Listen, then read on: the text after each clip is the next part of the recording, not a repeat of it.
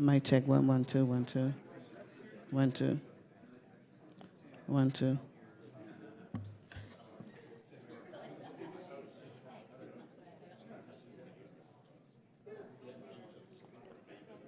1 2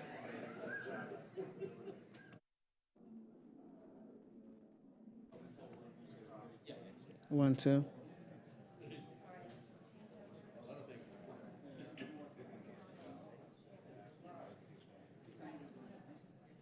1 2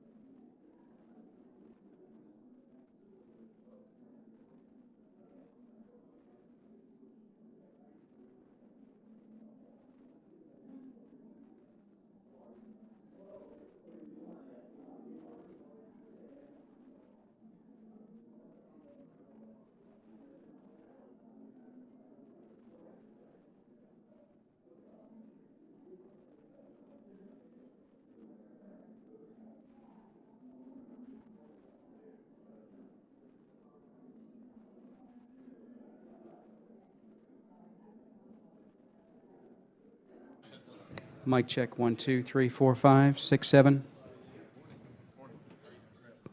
1 2 3 4 5 6 7.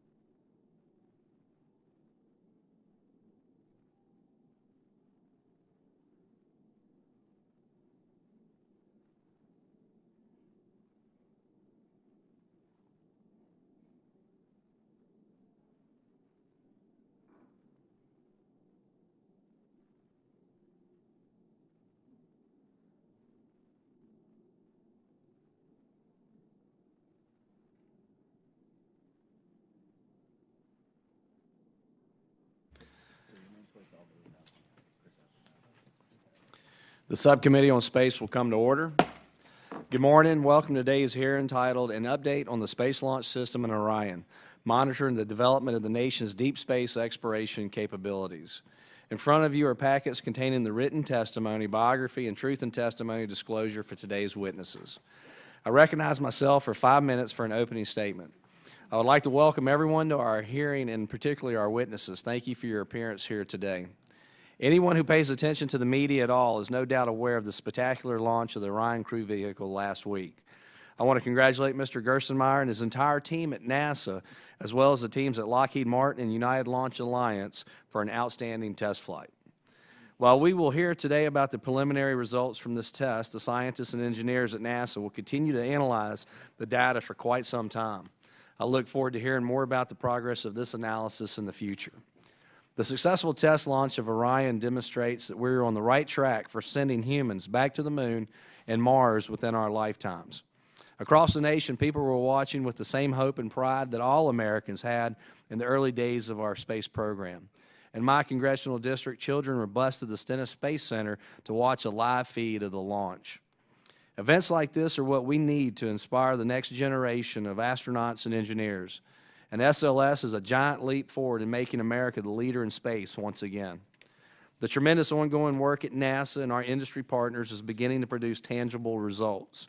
The nation can be proud of what was accomplished last week. It was certainly a job well done. The purpose of our hearing today is to examine the challenges and opportunities facing the Space Launch System and Orion programs.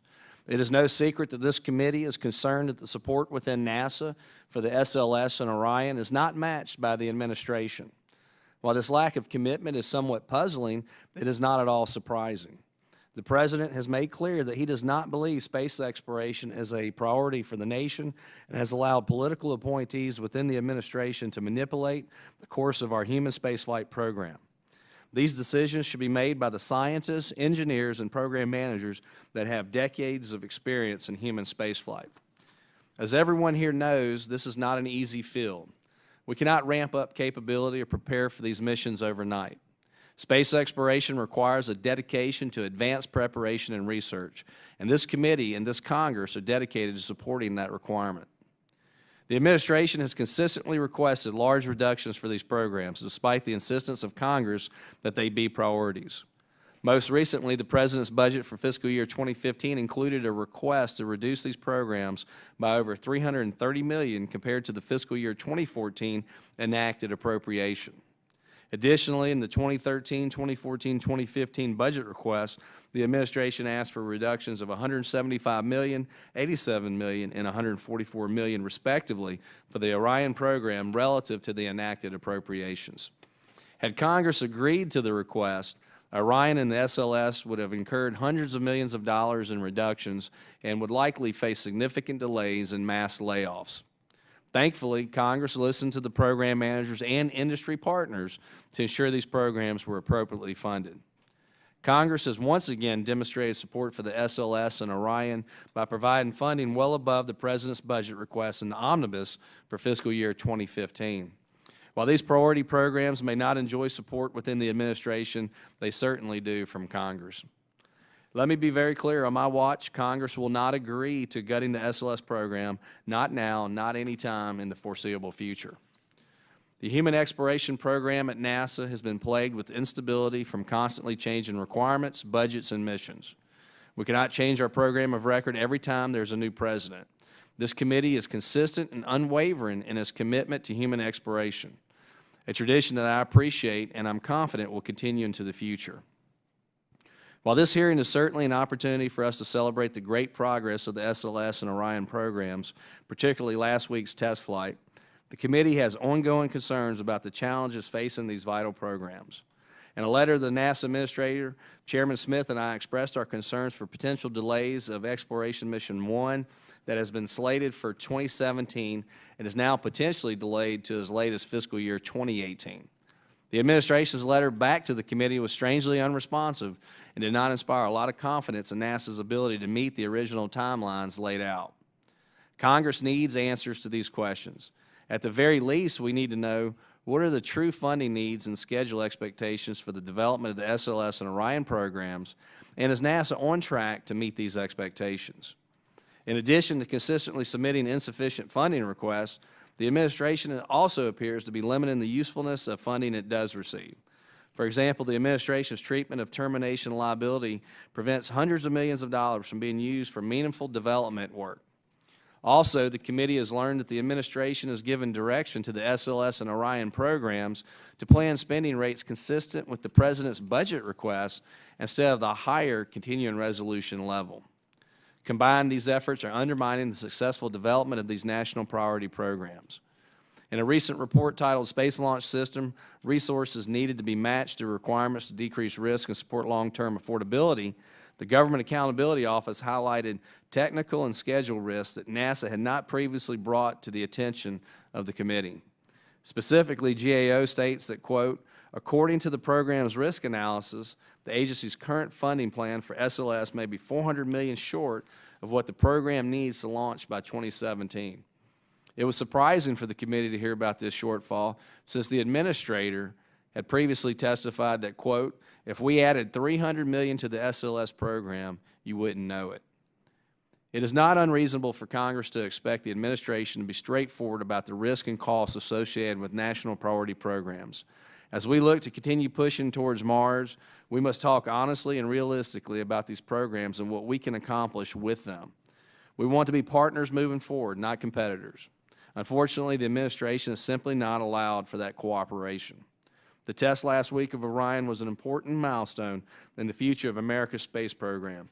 It was a fully commercial mission licensed by the Federal Aviation Administration and conducted by the private sector. In the future, Orion and SLS will serve as the tip of the spear for our nation's space exploration program. Recently, some have argued that the government shouldn't be involved in space exploration at all and suggest that the private sector alone is capable of leading us into the cosmos.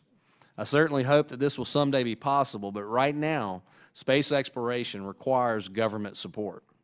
This is a worthwhile investment for the taxpayer.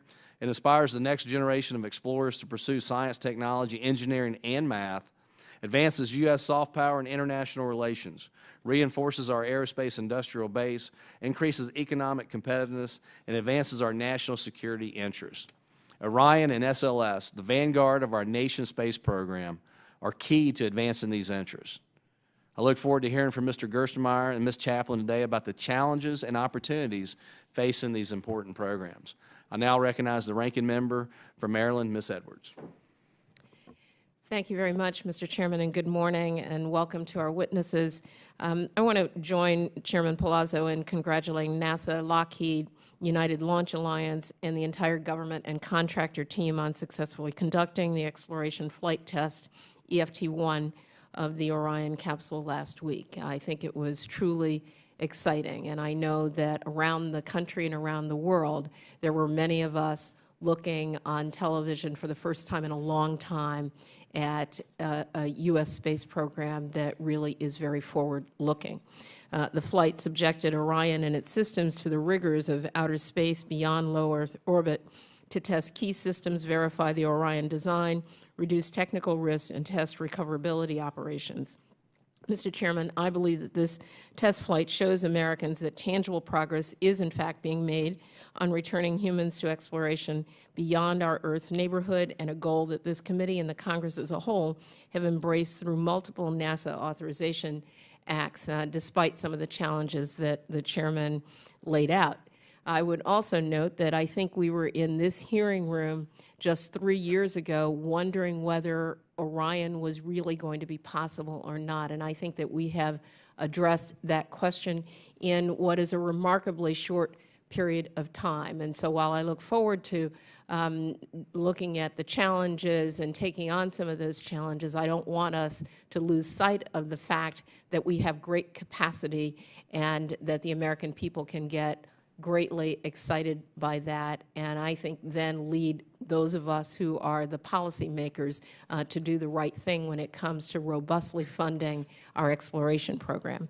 The development of the Space Launch System, SLS, and the Orion crew vehicle are necessary next steps in reaching our goals for human exploration human space exploration, including the long-term goal of sending humans to the surface of Mars, as stated in our bipartisan House-passed NASA Authorization Act of 2014.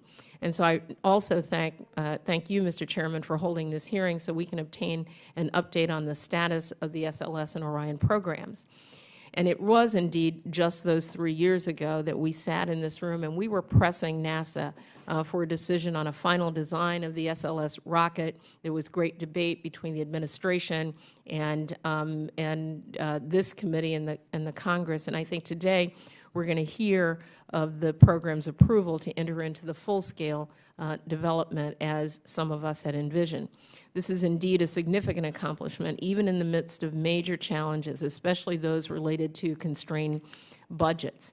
Very often, Congress has been supportive of SLS Orion and has appropriated funding above the President's request, as the Chairman has indicated. I don't know that I necessarily share the Chairman's view about where all the faults lie. However, the programs have been challenged by the flat funding levels provided for SLS and Orion over the past years, a situation that departs significantly from the typical funding growth profiles of major development programs. And that's why we've recognized the critical need to authorize a robust top-line funding level for NASA in the 2013 Democratic NASA authorization bill that included healthy increases for the exploration program. The National Academies Committee, in fact, recently released its report on human space exploration and also recognized that sending humans to the surface of Mars would include and require sustained increases. They said, and I quote, "Increasing NASA's budget to allow increasing the human spaceflight budget by 5% per year would enable pathways with potentially viable mission rates, greatly reducing technical, cost, and schedule risk." End quote. And so, Mr. Chairman, we can work together to overcome these challenges. And as we work over this next Congress to reauthorize NASA, I look forward to working with you to ensure that this committee authorizes the appropriations that the SLS and Orion programs require to achieve the expeditious development and testing of these vehicles for their use at the earliest possible date, and that we obtain a human exploration roadmap to focus the SLS and Orion systems on long-term mission goals. And because when I see the excitement of the FT-1 test flight as demonstrated by the flight's coverage as a leading media story, I think in fact it did lead the broadcast news, I'm reminded that the SLS and Orion programs really do belong to the American public and that they will in fact embrace them. We need to honor this thirst for exploration.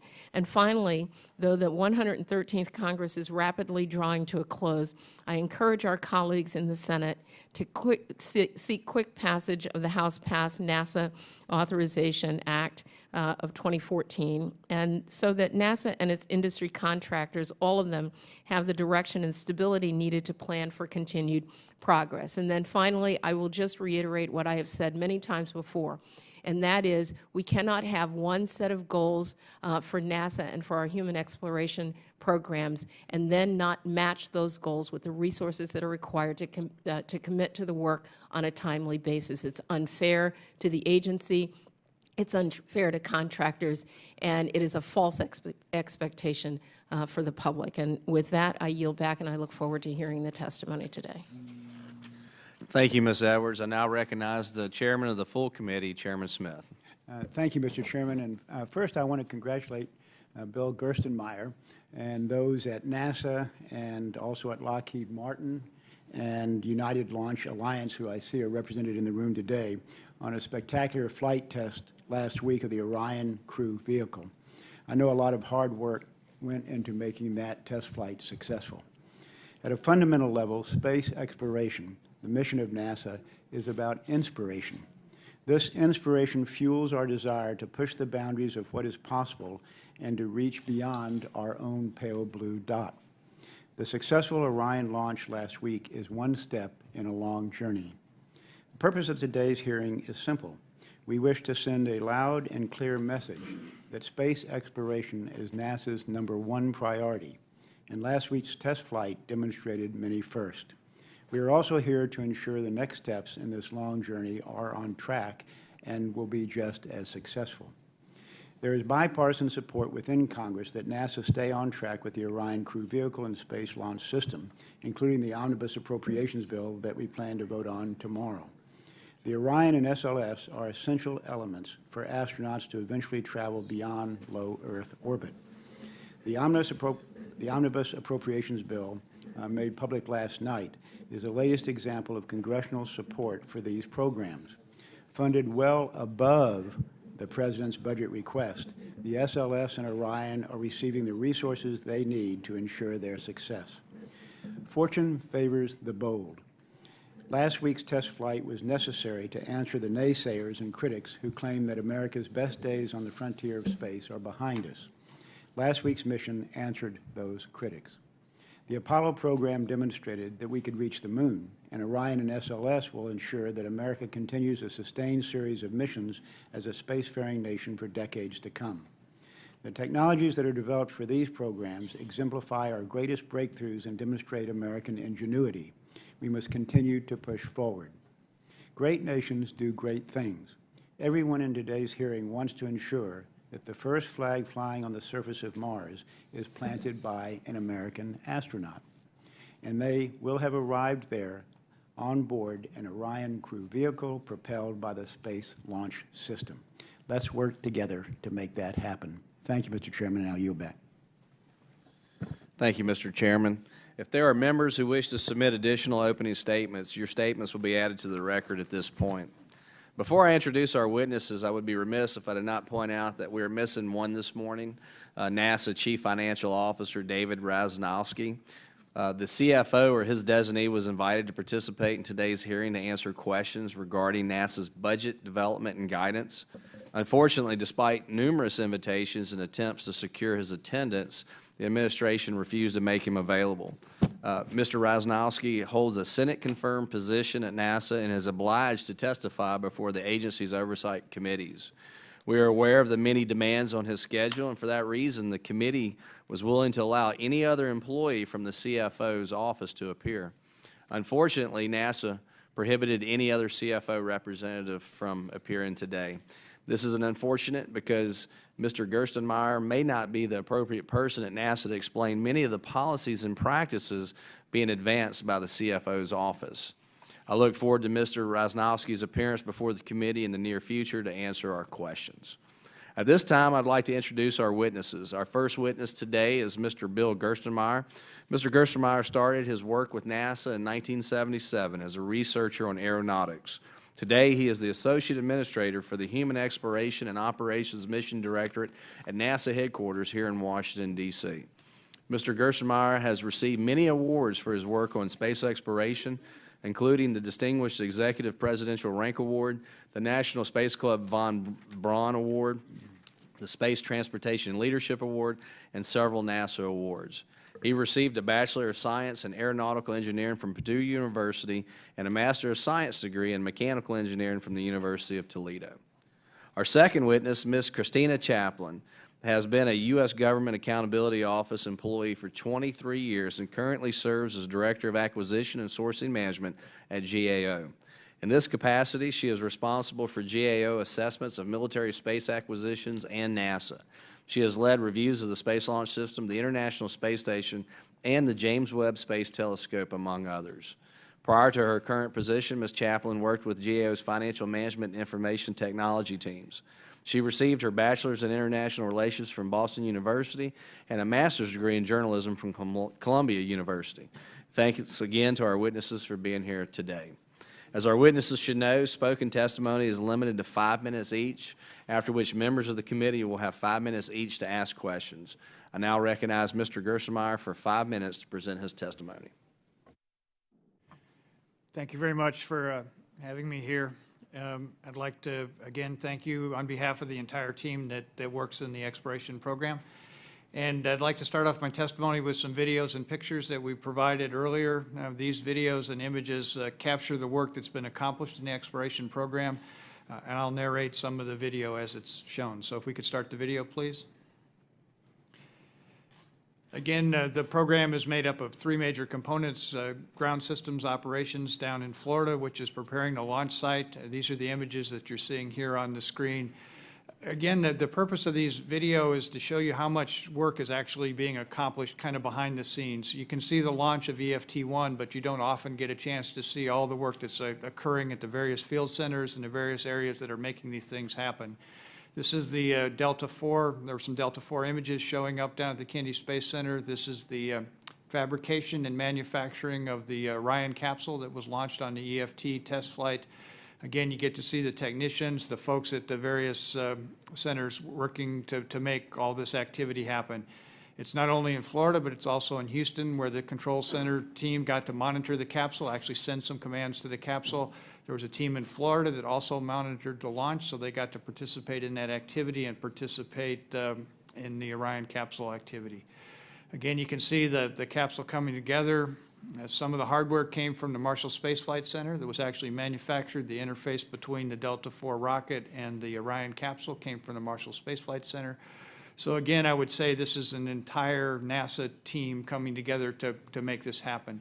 This is some work and again in Florida, preparing for the capsule, and also down at MAF at the Michoud Assembly Facility, where the SLS will be put together. I think you were there for the vertical assembly weld center that got put together that will manufacture the large external tanks. That activity is occurring. There's several sections all ready to be test welded next January, this in about a month. That's moved forward. Also, the test was a substantial amount of test occurred before the test to make sure the parachute systems would work. We're preparing for the future exploration activities to look at the asteroid redirect mission. And now you can see some of the work of actually, transporting the capsule out to the launch pad to be integrated eventually with the Delta IV rocket. So again, I think the important message and takeaway from all these images is there's a tremendous amount of work going on. It's being accomplished pretty much on schedule. There's challenges through this work. It is not easy work.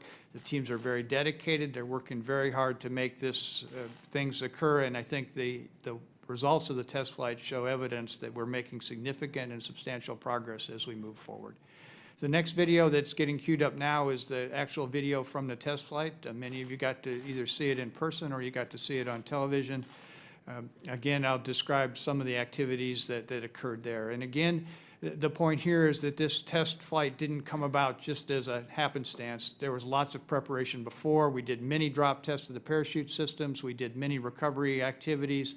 We've done the abort system testing down at White Sands earlier, again, to verify and make sure that when we took this test, we were ready to go do this test. So we didn't have all the questions answered. There was still significant risk with this test. There were still things that we could not test in any other environment other than the test flight. But this test flight confirmed that those other pieces, at least first look, fit well, and we understand the data, and things look very good from an overall standpoint. Again, a lot of folks got to witness this. It was exciting to see people show up in Florida to be there. As you talked about in some of your opening remarks, the encouragement to the science, technology, engineering, and math students is really strong.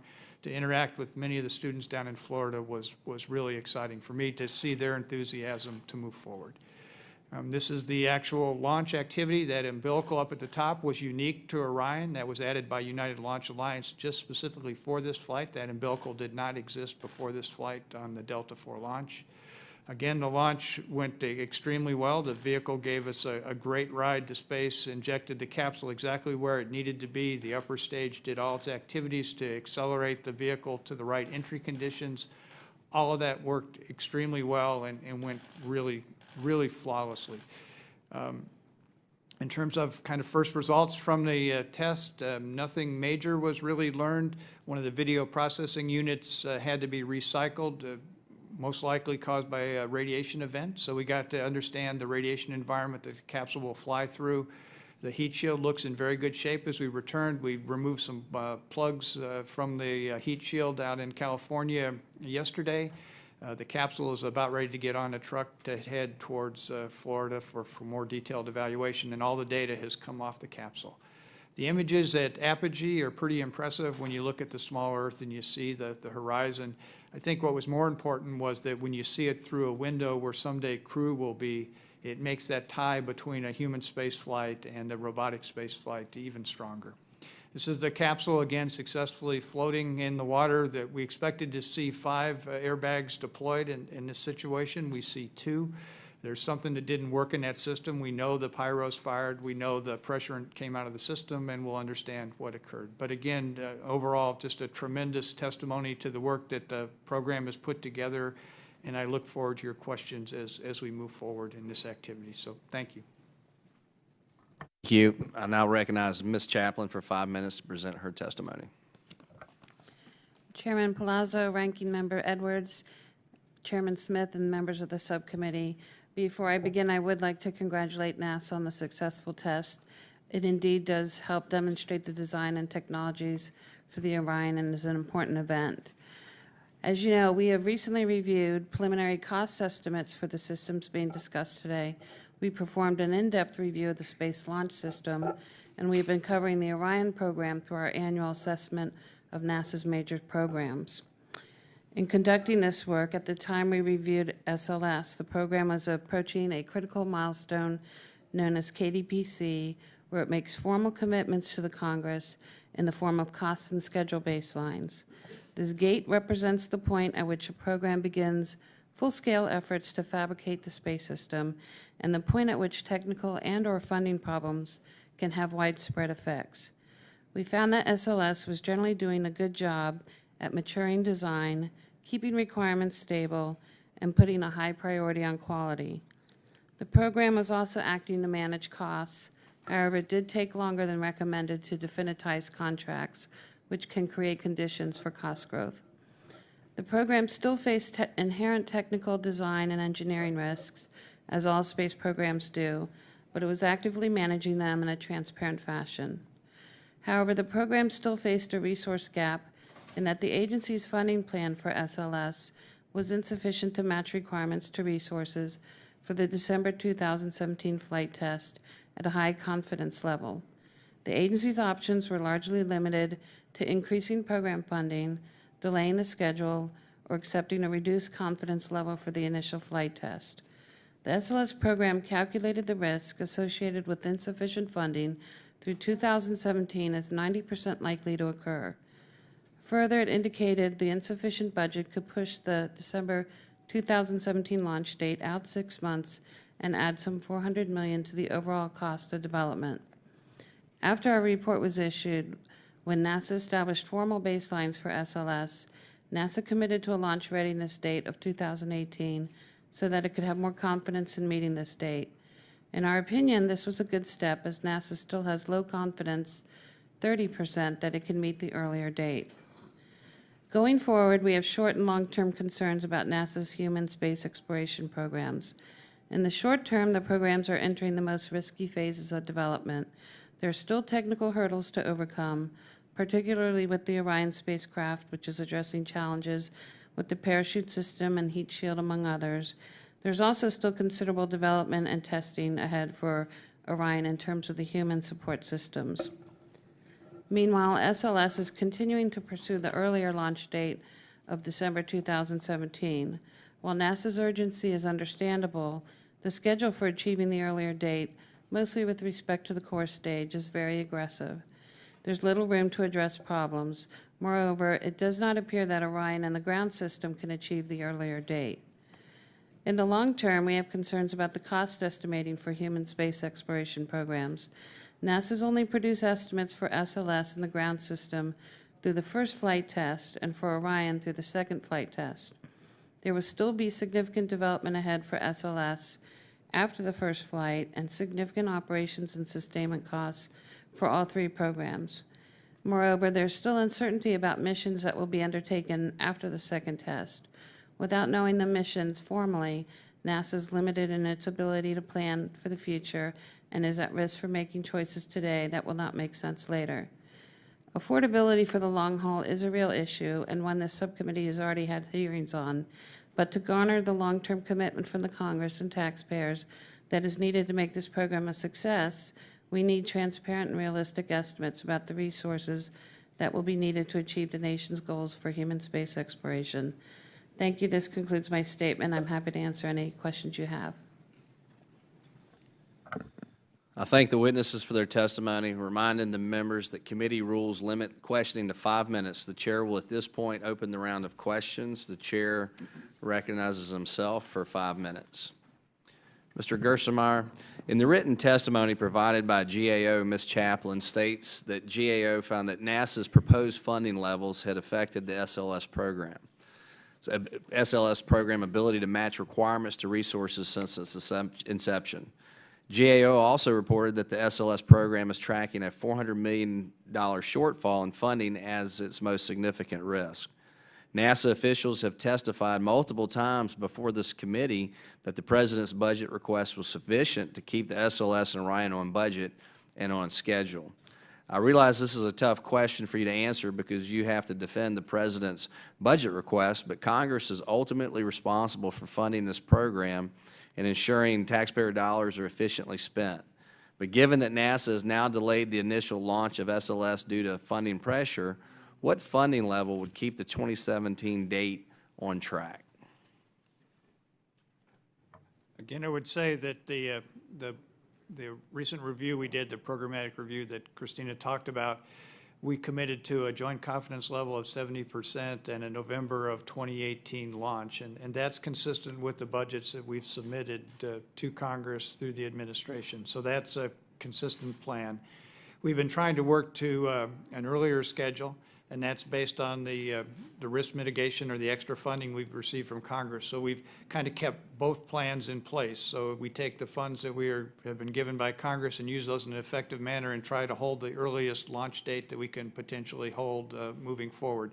We need to be aware of the concerns that GAO brought up and make sure that we don't overly pressure that schedule and try to work too fast and do things that end up in wasting the funds or wasting of resources.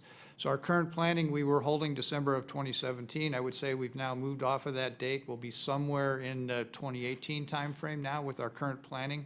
And that's just based on the reality of problems that have come along in the program and some uncertainty in funding. So we'll move a little bit into probably with our planning dates into, I would say, maybe June kind of time frame of 2018, and that's still ahead of our commitment consistent with the budget level in November of 2018. It's consistent with the President's budget request. So I would say we're managing in this kind of interesting environment where we get different funding levels. The teams are making tremendous technical progress. SLS is entering into probably one of the more critical phases where they actually go into manufacture of hardware, and we'll see how that goes over the next couple of months here in January, February, and March. But again, I think we've been able to balance the budget needs that we have overall to try to deliver a program as effectively as we can for the nation and for the Congress. Ms. Chaplin, GAO has noted in the past that the SLS and Orion programs do not have integrated schedules for development and launch. How is NASA currently managing the schedules for these two programs so that they will launch not just on time, but at the same time? So at present, there's still different dates in the final launches, and Orion is a TBD, you could say right now, because they're about to go into the process where they look at their resources, their schedules, and they set a launch date. At this time, it does not look like they could make 2017, and 2018 is even a challenge in and of itself. So we look forward to seeing what that date really is, and then how do the dates of the other programs align. It's important to plan to a single date as early as you can so that you can align tasks appropriately to meet that date. You don't unnecessarily expend resources trying to meet dates that other people or other systems can't meet. So we'll have to see what happens after this next KDBC cycle for Orion and see how all the dates shake out.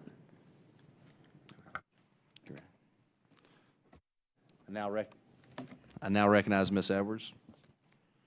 Thank you, Mr. Chairman, and again, thank you for the testimony. Mr. Gerstenmaier, we've all recognized that resources for Orion SLS programs have been constrained, and I think we can acknowledge as well that flat budgets are not optimal for carrying out major development programs like Orion and SLS. But I am impressed with how much progress has been made on these programs given these constraints. And as you know, the committee has had the goal of having SLS and Orion operational at the earliest possible date. You've indicated that, but you've also indicated the slippage based on the budget constraints. We're going to be authorizing NASA again, reauthorizing next year. So I want to understand what the additional progress could be made on the SLS and Orion programs if we were to authorize additional resources, and whether or not the impact on the exploration program, whether there would be any impact if there were inflationary increases as recommended by the National Academy's report of 5% increase, say.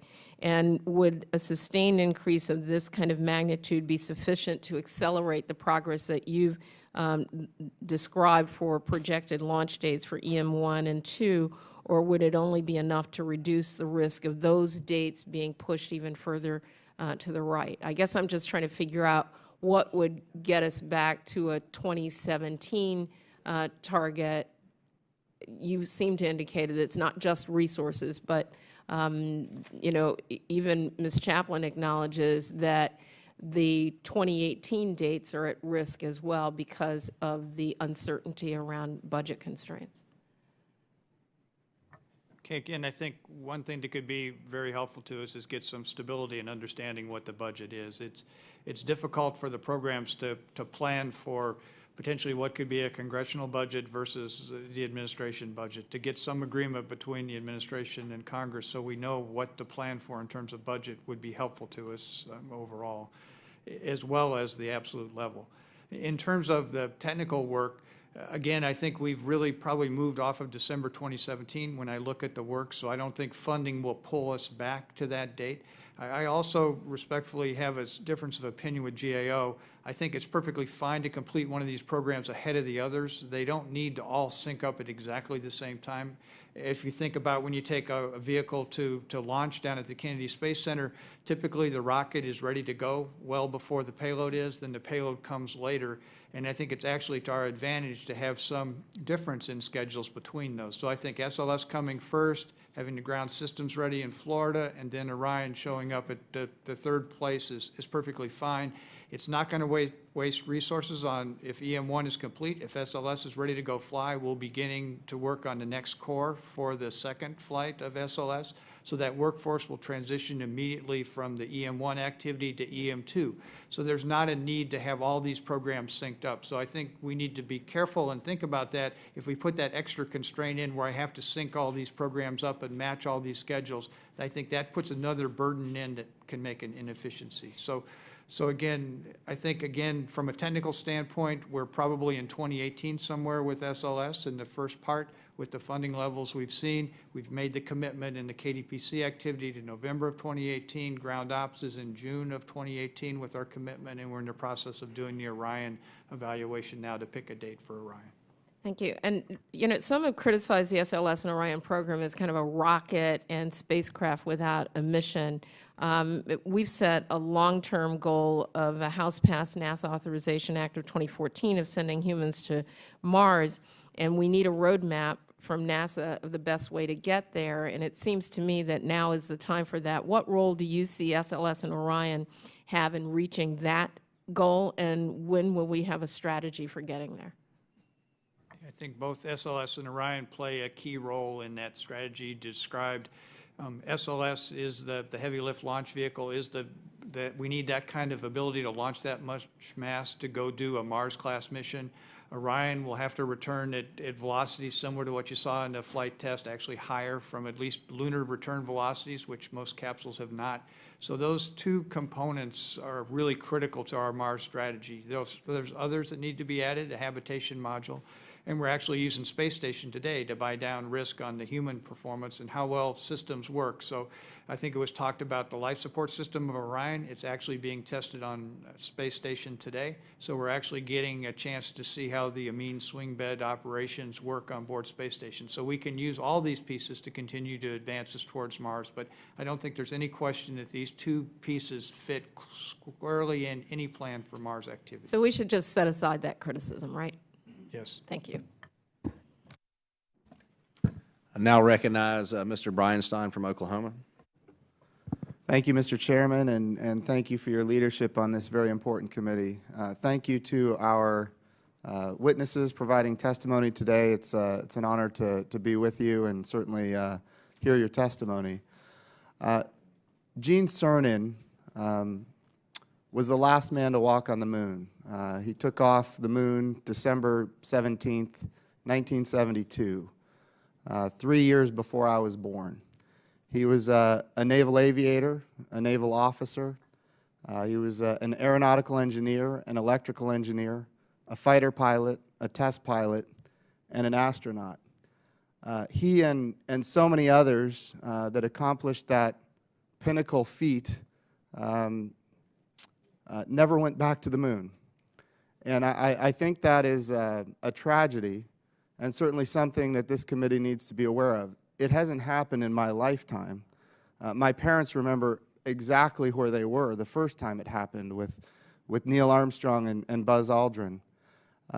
This committee, before I got here, and certainly Congress as a whole, commissioned a report that cost $3.2 million. They spent 18 months. It was a group of individuals led by Governor Mitch Daniels, and they came up with a report. It's called Pathways to Exploration. And one thing that I thought was telling in this report is they talk about a horizon goal. What is the horizon goal for NASA? And their horizon goal, according to them, NASA's horizon goal ought to be Mars. And of course, there are stepping stones, pathways to get to land a human on Mars and bring humans home from Mars. And interestingly, it says the current program to develop launch vehicles for spacecraft for flight beyond LEO cannot provide the flight frequency required to maintain competence and safety. I'm going to read that again. Cannot provide the flight frequency required to maintain competence and safety. I took a trip down to Houston. I visited the Johnson Space Center. I talked to them about SLS. Of course, everybody was looking forward to the first launch. Was going to be December of 2017. Now we're hearing 2018. But what was interesting is what the follow-on launch after that was going to be. It was going to be a human launch, and it was going to be in 2021. And my initial reaction as a Navy pilot, remember, Gene Cernan and these guys inspired a guy like me. Even though I hadn't been born yet, I read about these folks. They became heroes of mine and inspired a guy like me to join the United States Navy, to become a pilot.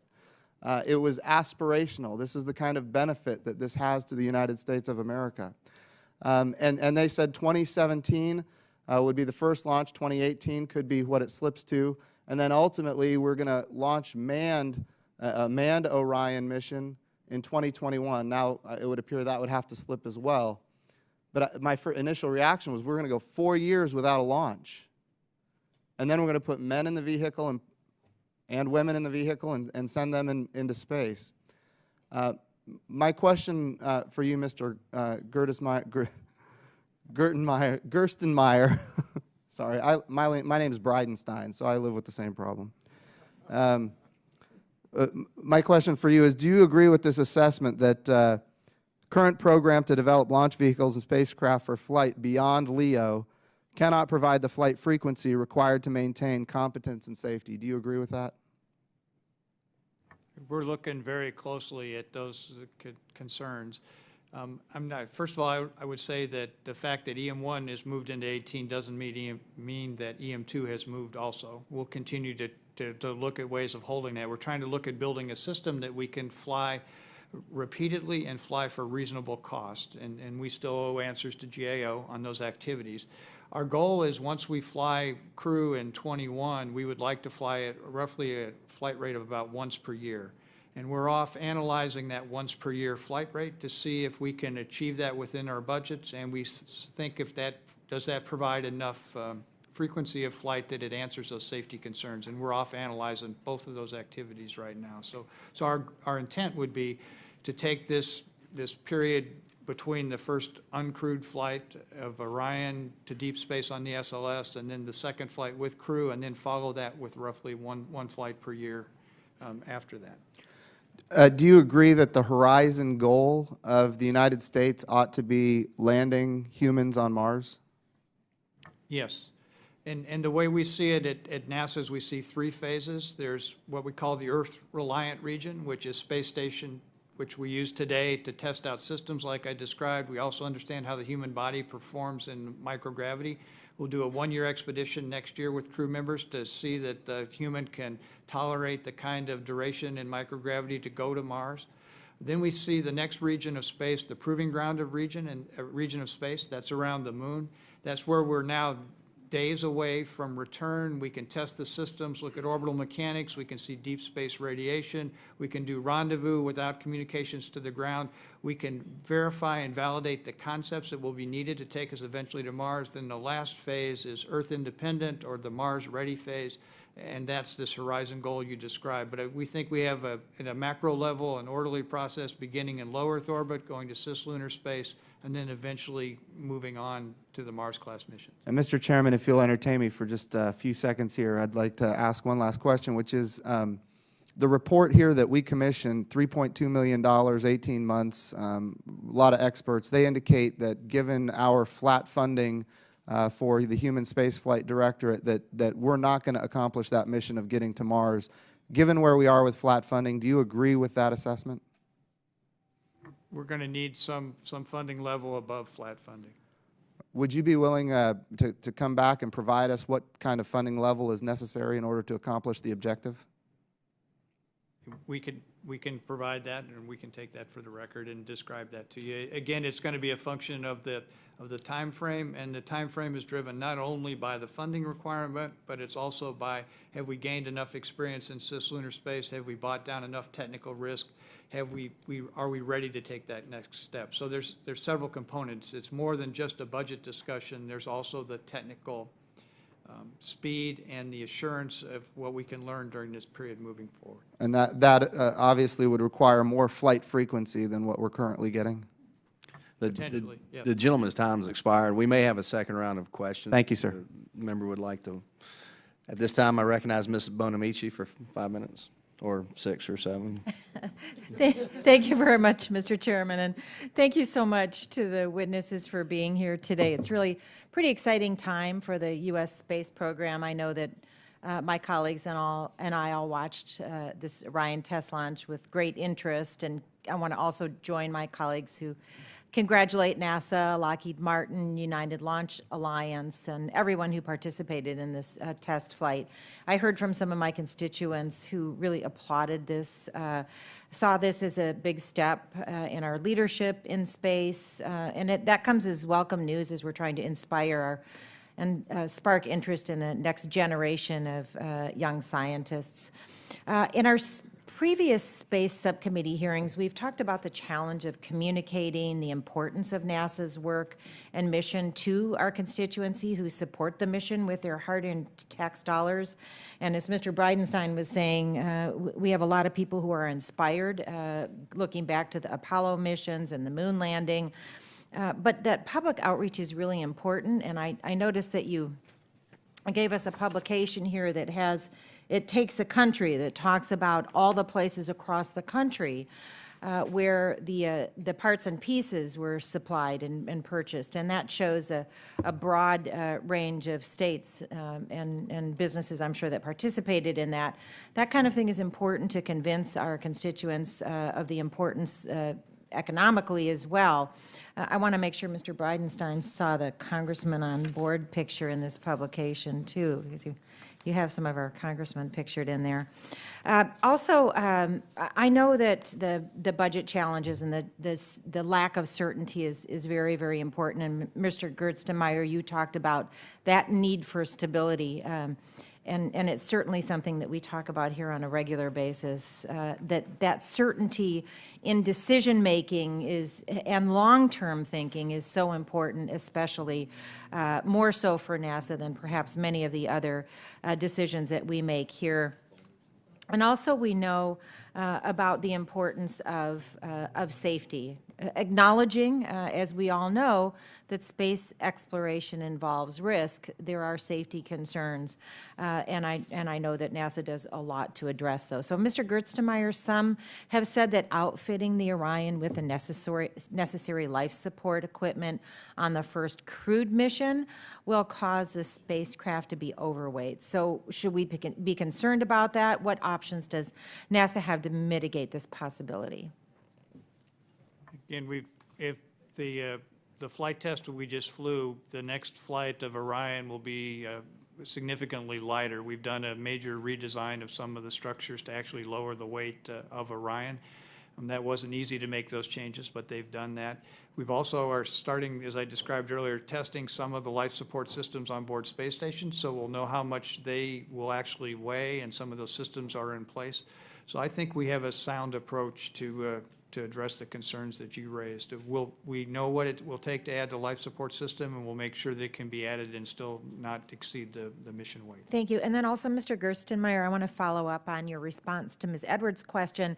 You know, we tend to focus on the SLS and Orion when we think of the exploration program, but I want to talk a little bit more about the ground infrastructure at the Space Center, which is also undergoing some significant development to support the SLS and Orion launches. I know there's been work on the mobile launcher, the tower, the vehicle assembly building, the Launch Pad 39B underway.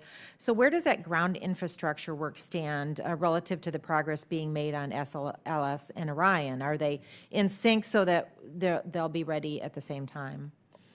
Yeah, again, I think you saw in the video a lot of activity that's going on down in Florida.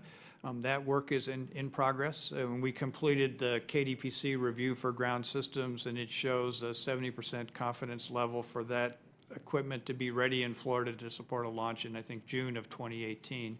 So it's on schedule to move forward. It has challenges that needs to be worked as well. And again, I would stress, I don't see that all these activities have to line up. Even if SLS is ready a little bit early and the ground system isn't fully there, it's still the right thing to do to move the rocket down to Florida and begin checking out umbilical interfaces to see how it's going to fit with the launch tower, to see how it'll fit with the launch pad.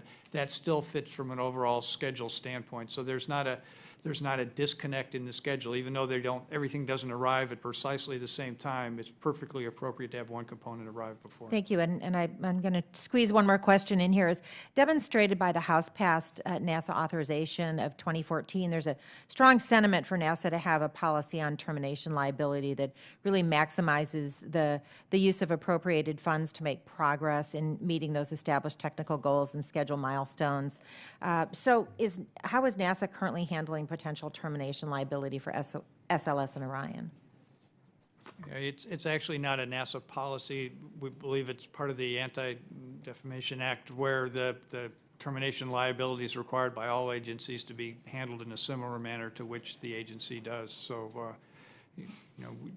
that's where we are. So it's not unique to NASA and unique to what we've done in the past. Thank you very much, and I yield back. Thank you, Mr. Chairman.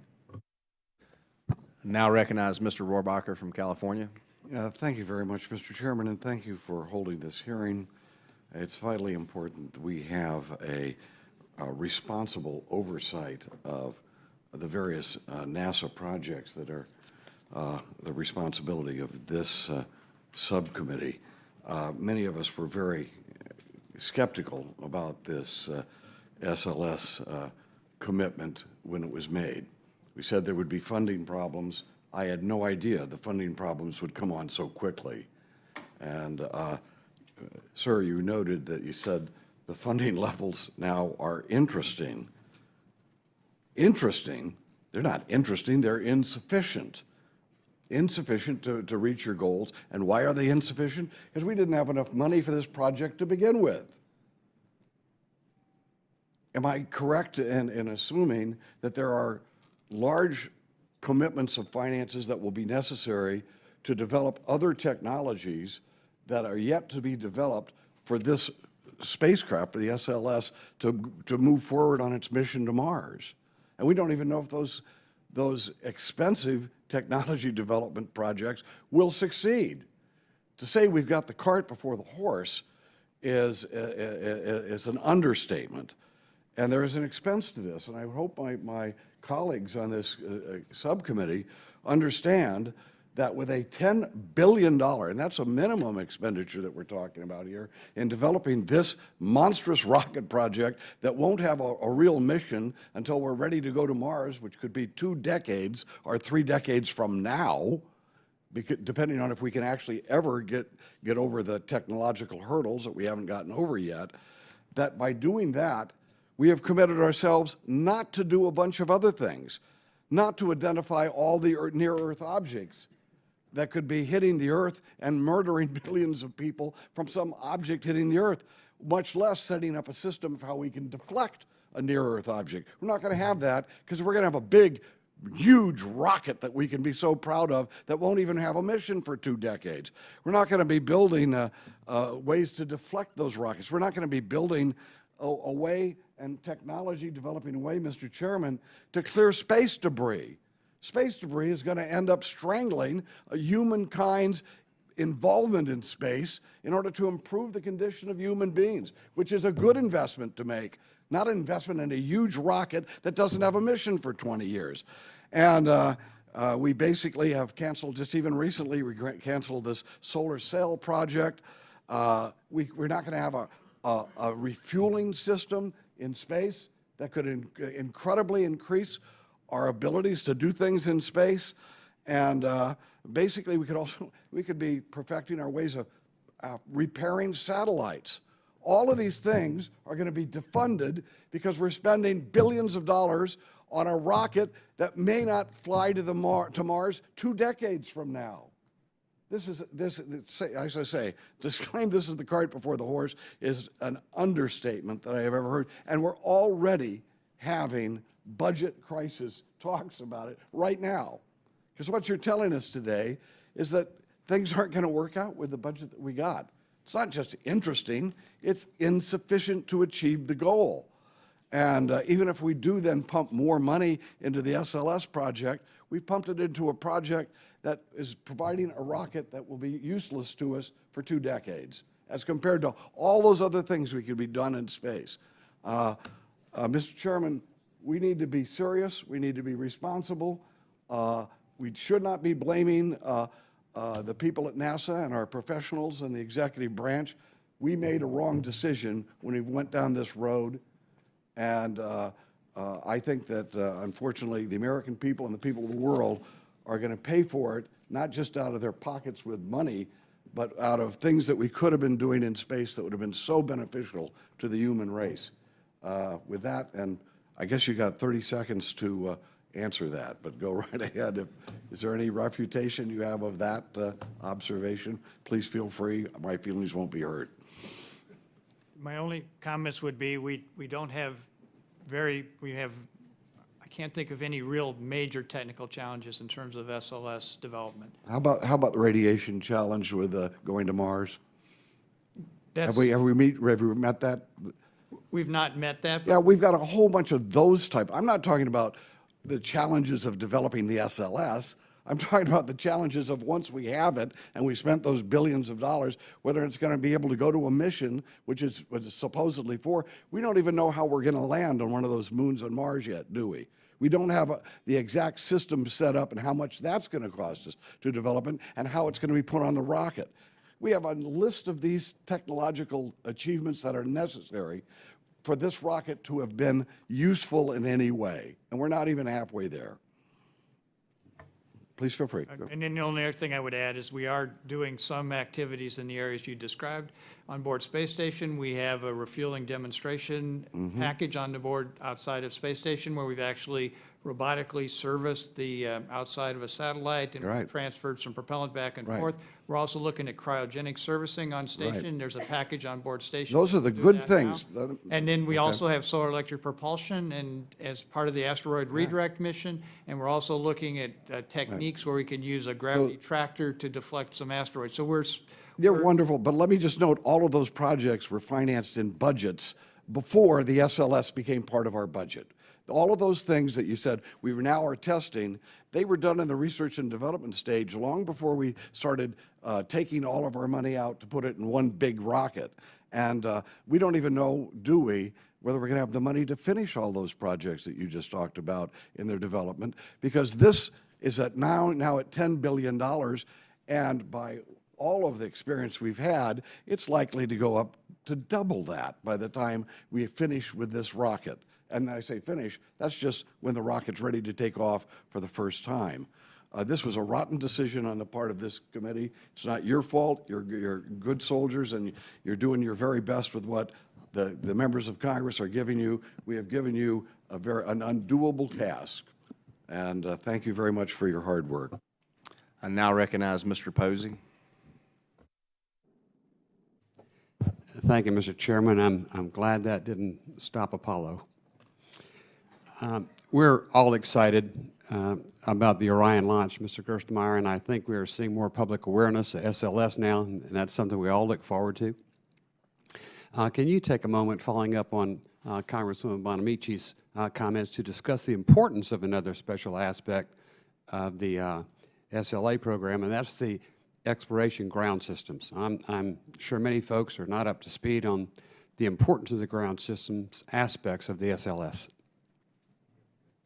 Yeah, the ground systems team play a critical role in the Space Launch System.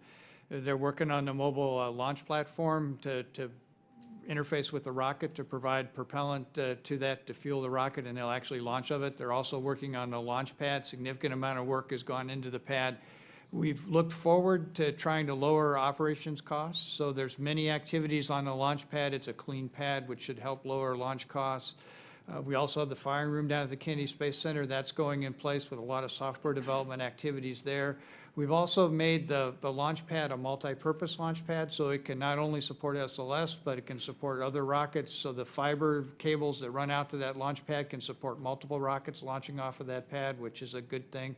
So there's a tremendous amount of work going on at the Kennedy Space Center. The recovery activities that occurred for the EFT-1 flight, those were all managed out of the Kennedy Space Flight Center by the ground system folks that worked with the Navy and the Anchorage to pick up the capsule. So again, the ground support activities, and as you saw in the video, are absolutely critical to what we're doing with the heavy lift launch vehicle and the Orion processing and manufacturing. Thank you. Following up a little bit, can you explain the thinking behind the President's budget request calling for funding increases for exploration ground system in the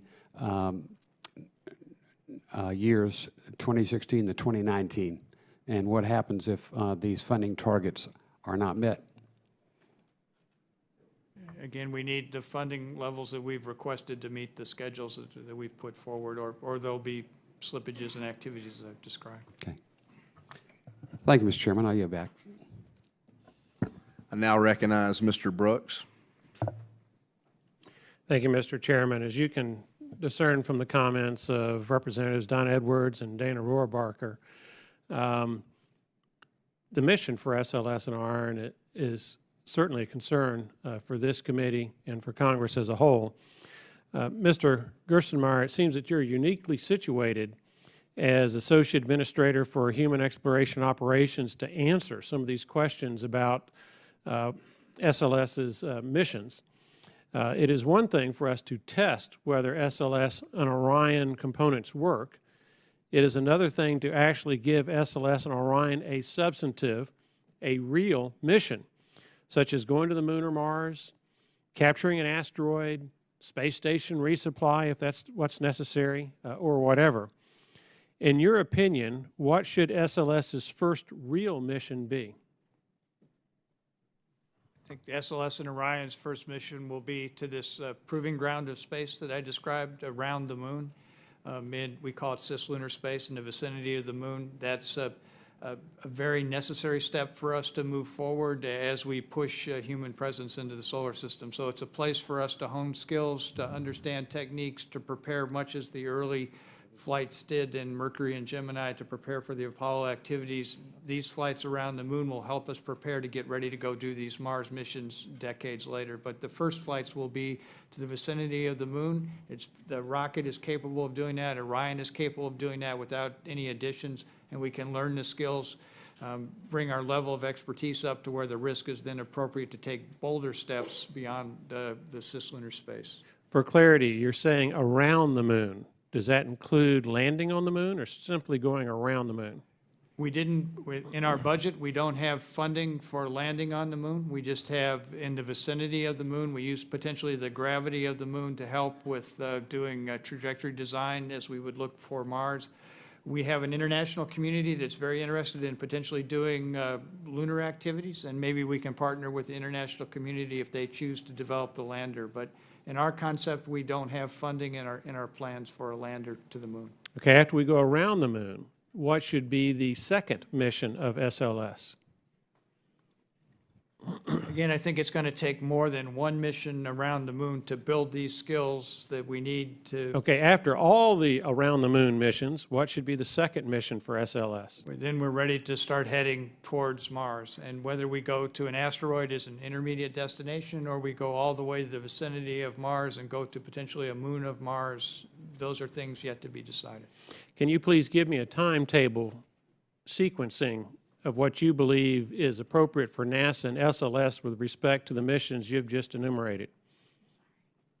Again, we kind of think of them in broad terms, so that the decade of the 20s to the 30s, that's this proving ground region that I described to you, where we learn these capabilities between 2020 and 2030. Then beyond 2030, we're ready to go do these other activities to an asteroid potentially in its native orbit, or potentially all the way to the moons of Mars or to Mars in that time frame. So for clarity, for the next decade or two, you're talking about circling the moon. And then roughly 2 decades thereabouts, in the 2030s, you're talking about then we can think about going to Mars. Is that your testimony? We need, it's not just circling the moon, we're actually doing activities around the moon with the intent that we're building the skills, understanding the hardware, understanding the techniques, understanding the environment that we're operating in, that prepares us to go to distances as far as Mars with a reasonable risk assessment. Is additional funding needed to speed up the mission platform that you've just expressed? Additional funding can help with that activity. How much additional funding would be required, by way of example, to speed up the Mars part of the mission scope to somewhere in the 2020s or around 2030? Again, I think I'd like to take that question for the record. It's more than just funding. It's not only funding, but it's also how long it takes us to actually get proficient at these skills to go take that next step. And to give you a real answer, I need to spend some time with our teams looking at how long we think those activities take, and then back into the funding discussion that you had. Well, I hope you can understand this subcommittee's concerns when it took us less than a decade not only to go around the moon, but to land on the moon under Apollo. And with what I'm hearing you testify to, it's going to be 10 to 20 years to just go around the moon, not actually land on the moon. So those kinds of timing issues are of concern. And Mr. Chairman, if I could ask Ms. Chaplin a question, is that okay? That's okay. Thank you. Proceed. At this past year's hearing on the President's FY 2015 budget request for NASA, Administrator Bolden indicated that providing more funding for SLS would not be helpful for completing the first version of SLS by 2017. However, your testimony states that the, quote, top risk, end quote, for meeting its deadline for EF1 in December 2017 is insufficient funding.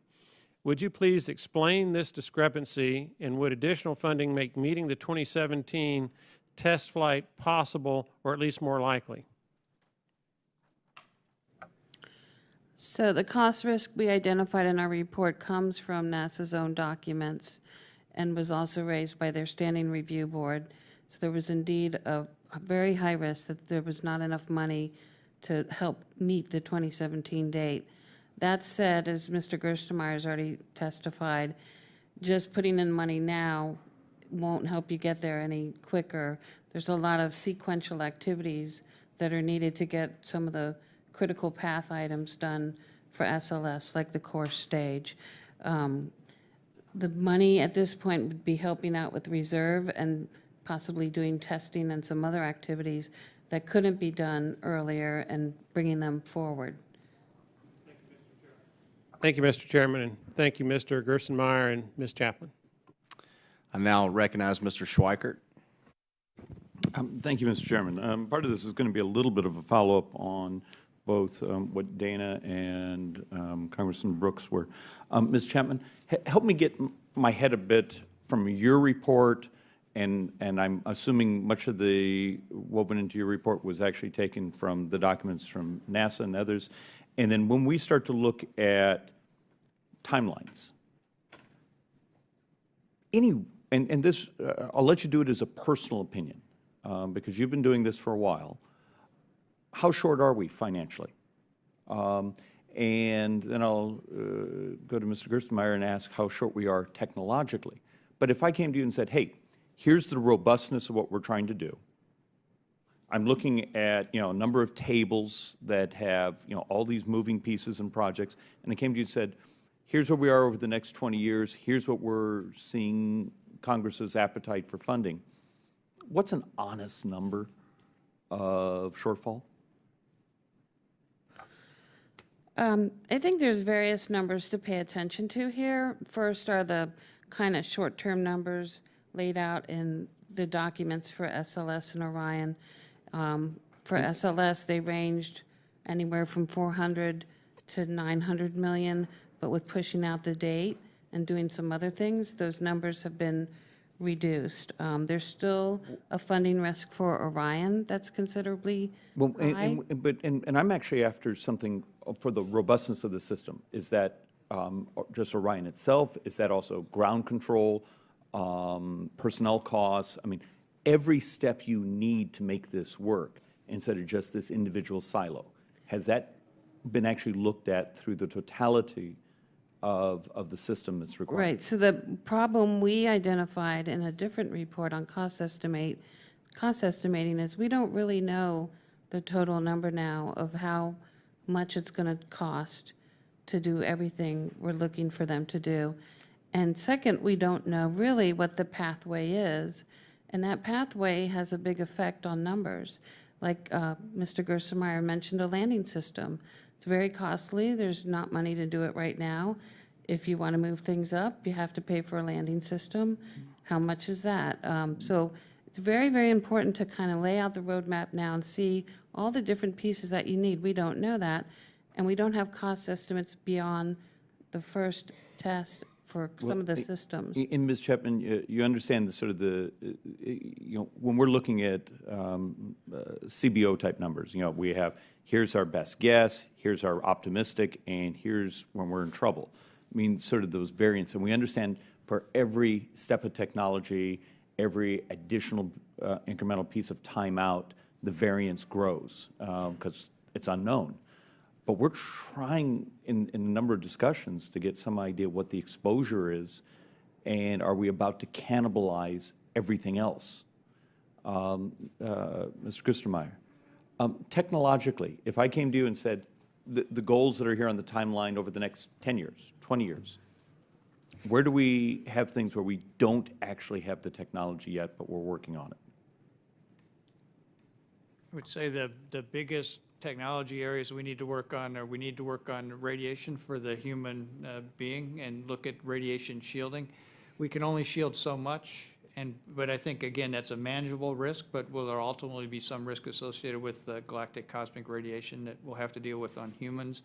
The other big thing is if we're going to Mars, the entry, descent, and landing into the Mars, to the surface of Mars is a big technology leap. Today we've landed rovers on the order of 1 metric ton to the surface of Mars.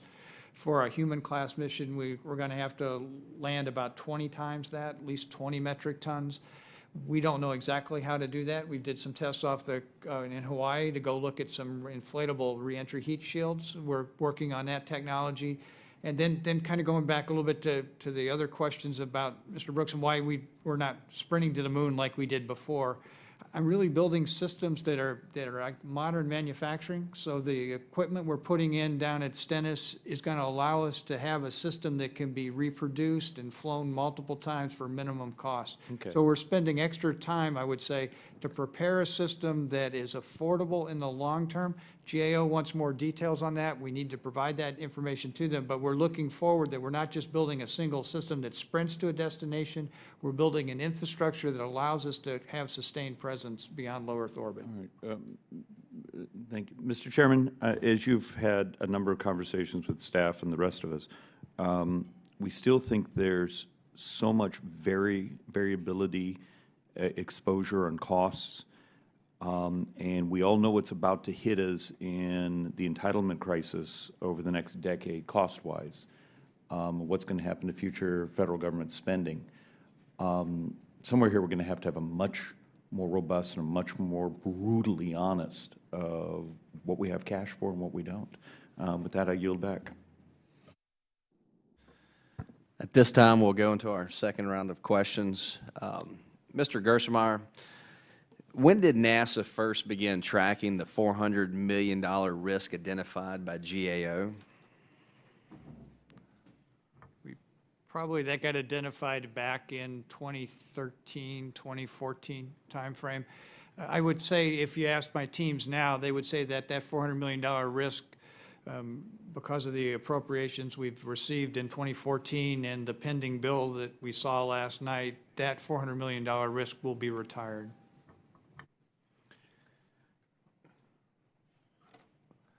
Well, if you said in 2013, I mean, we had Administrator Bolden sitting where you were telling us that if we threw another $300 million at SLS and Orion, we wouldn't even notice it. Meaning it wasn't needed at that time. So you recognize this risk. If you'd have come to us, say, a year ago, or when you first started tracking it, because it feels like we're just finding out about this risk, this $400 million, since the GAO's report has come out. And you're telling me NASA's known about this for a much longer period than that? It was in our earlier reports that GAO picked up, and it's one of many risks. We carry technical risks, programmatic risks, and budget risks. And it was, again, to meet a specific launch date. And again, we've moved the launch date, which gives us some margin as well. And then we've also, we actually know what the budgets are now. In 2014, we'll know what the budget is when it gets approved here in 15. Those remove that uncertainty, and that lowers the level of the risk. So as we identify those, we carry those and bring those forward as soon as we can. And are you going to be matching your expenditure of funds based on Congress's budget or the President's request, which has been quite lower than what Congress has been appropriating for the past several years?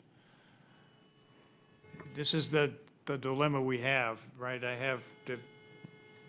So the reality is the program plans to some variance between those two limits that you just described.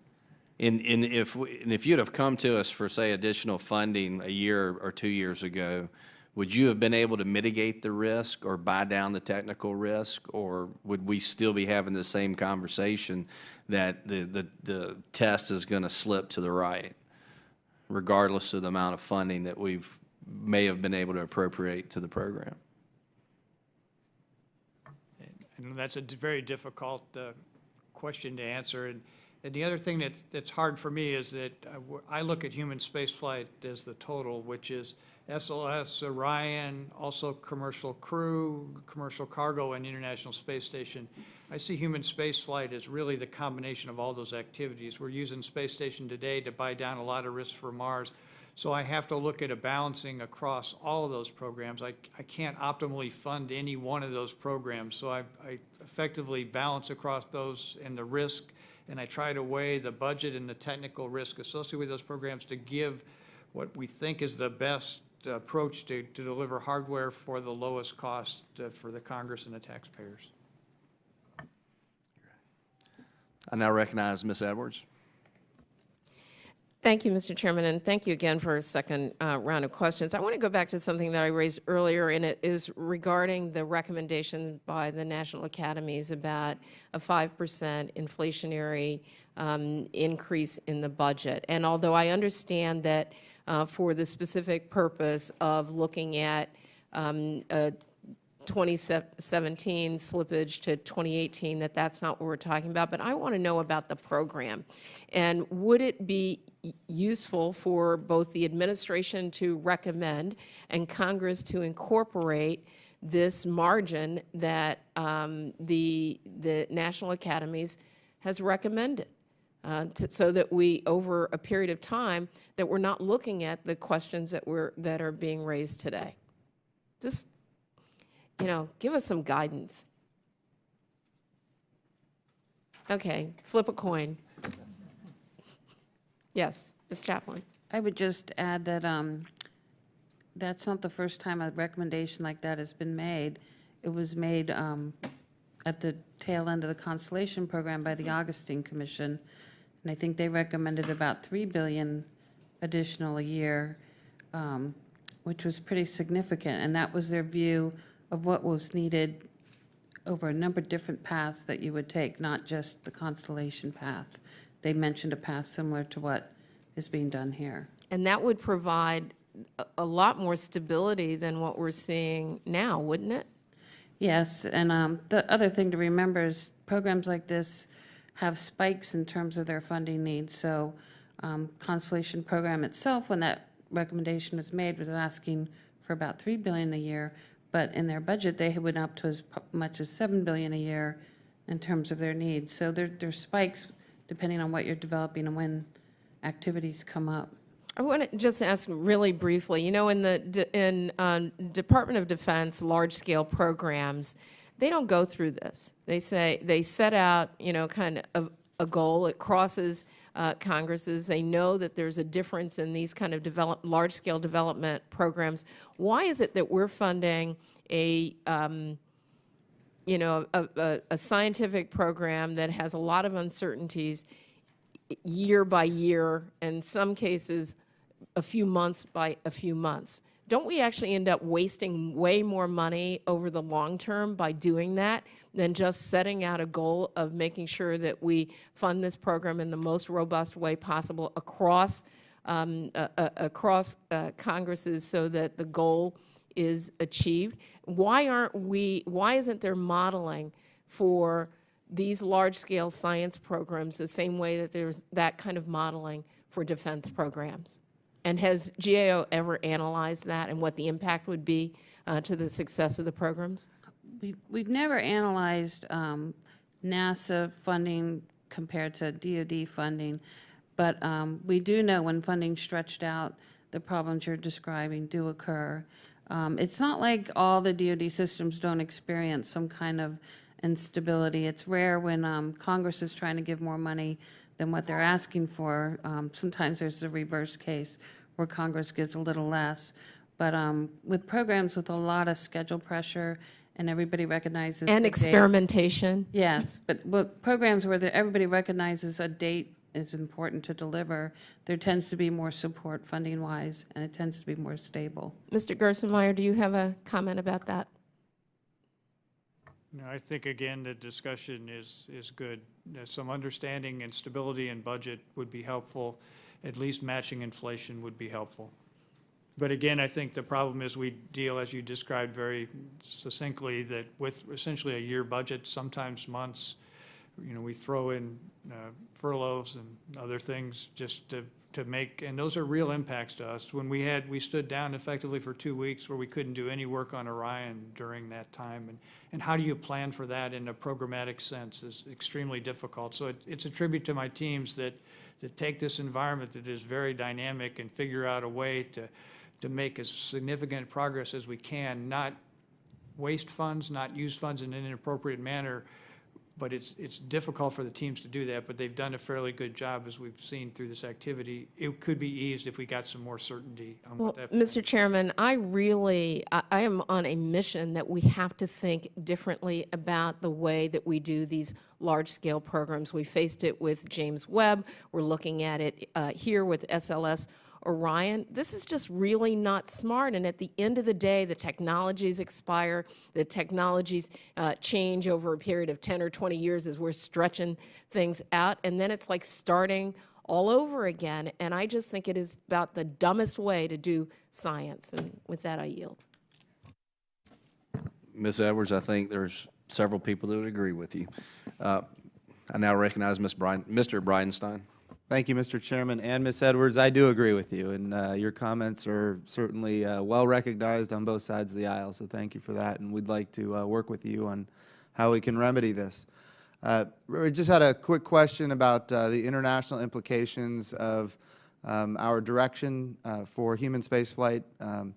The report that Ms. Edwards referenced from the national academies indicated that if we were to do this asteroid redirect mission, we would be not in alignment with the international community, most of which is focused on getting to the moon, namely the lunar surface, and then on to Mars, and that this misalignment, according to the report, again headed by Governor Mitch Daniels, indicated that this misalignment could actually result in us spending a whole lot of money on dead-end technologies rather than actually accomplishing the objective of getting to the moon. Mr. Gerstenmaier, could you address that? I would say the Global Exploration Roadmap is the plan that the international partner community has agreed to, along with NASA, as the basic framework of how we want to head forward. I think in that roadmap, Mars is a horizon destination, as we've described. The internationals, as the report describes, have a stronger interest in the moon. The asteroid redirect mission places this asteroid in the vicinity of the moon, which is consistent with what the international partners would want to do. The SLS rocket, the Orion capsule, they fit very well in this lunar activity, in this proving ground I described. If the partners then have a desire to do lunar activities, we could very easily work with the partners and support that activity. The asteroid redirect mission also fits in the long-term goal of what we want to do. We believe for a Mars-class mission, we need solar electric propulsion to move large masses to the vicinity of Mars.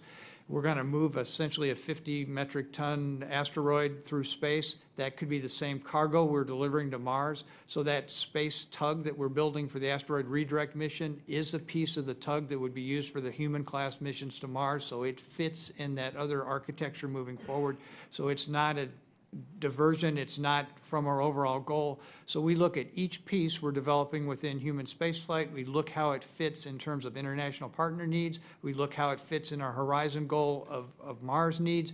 And we only move projects that we can continue to keep moving forward in that direction. We don't want to spend resources on items that are one-of-a-kind use in items, as much as the report said. Do you know offhand specifically which technologies they're talking about that would be dead-end technologies as we pursue this path? I think we didn't have a chance to discuss with the committee significantly how we were going to use this cargo capability for Mars. I think if we would have had a chance to describe that with them, they would not have seen that as a dead-end capability. And so I think we needed to have more dialogue with the committee. We ran out of time towards the end. They didn't get a chance to see some of our latest thinking of how all these pieces fit together towards the ultimate Mars horizon goal. Okay. But I can't judge what their answer would have been. Last question. We're down to about a minute and a half. We noticed that the WARN Act, notices went out for the WARN Act recently associated with the SLS program.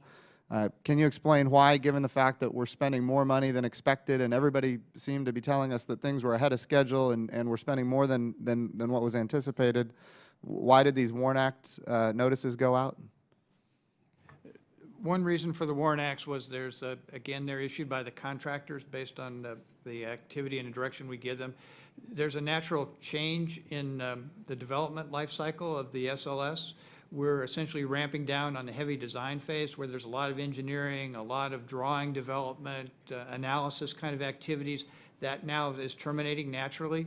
Now we're getting ready to go manufacture, so they're going to be buying long lead items, large aluminum forgings. The work occurs down at the Michoud facility down off by New Orleans to actually do manufacturing. So we're shifting from design to manufacturing, and during that shift there is a natural ramp down of the skills. The overall workforce will come up, but it'll come up in other areas, and it'll show up in materials. It will not show up in personnel. So this is a piece of that WARN Act activity is supporting this natural progression from design to manufacturing. Roger that, Mr. Chairman. I yield back. Thank you, Mr. Breinstein. Two stories below us is the House Armed Services Committee room, and Mr. Breinstein also served on that same committee. And we've had testimony presented to us that the number one threat to America's national security is our national debt. And I'm going to have to say that the number one threat to America maintaining its leadership in space is also going to be our national debt. And many members on both sides of the aisle recognize that we have to address the pending fiscal problem that's going to be facing our nation, and hopefully we can overcome that. Once again, Mr. Gerstenmaier, congratulations to you and your entire team at NASA, to Lockheed Martin and ULA for a very successful, outstanding test flight. And I want to thank the witnesses for their valuable testimony and the members for their questions. The members of the committee may have additional questions for you, and we will ask you to respond to those in writing. The record will remain open for 2 weeks for additional comments and written questions from members. The witnesses are excused, and this hearing is adjourned. Thank you.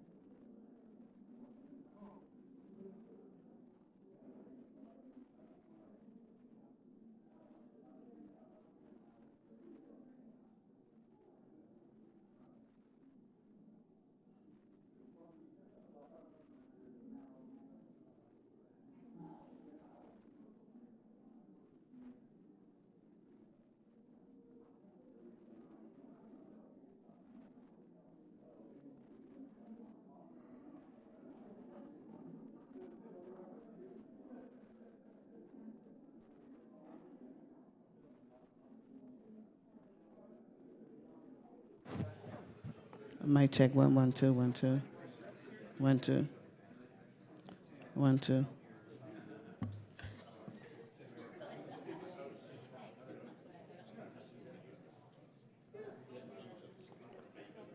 One, two.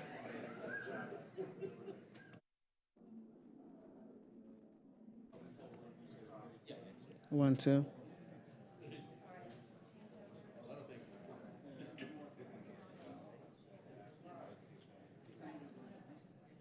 One, two.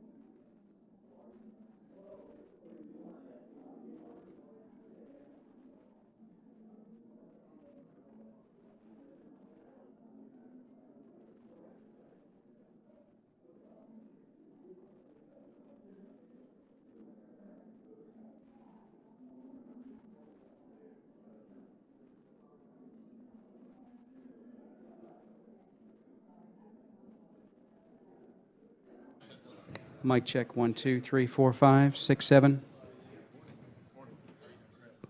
1, 2, 3, 4, 5, 6, 7.